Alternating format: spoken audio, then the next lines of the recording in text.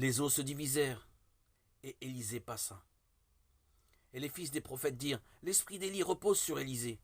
Et ils allèrent et se prosternèrent devant lui en terre. 2 Rois 2, 14-15.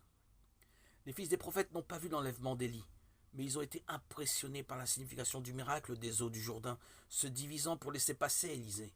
Ils ont reconnu l'esprit d'Élie.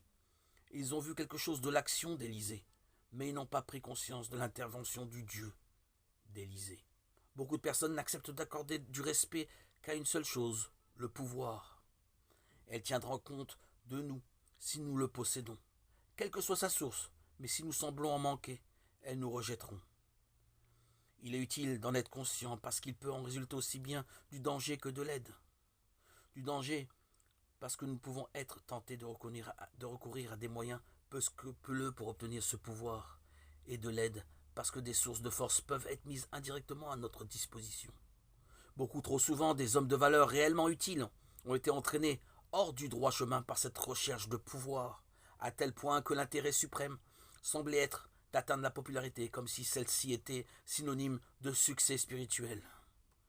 Le monde peut se moquer avec raison d'une inconséquence aussi choquante.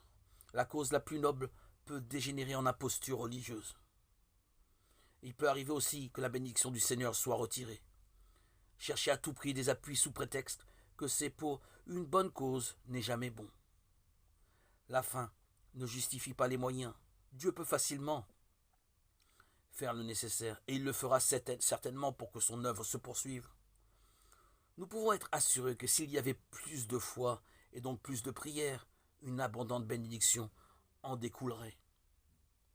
Dieu a parlé une fois, 2 fois, j'ai entendu ceci, que la force est à Dieu.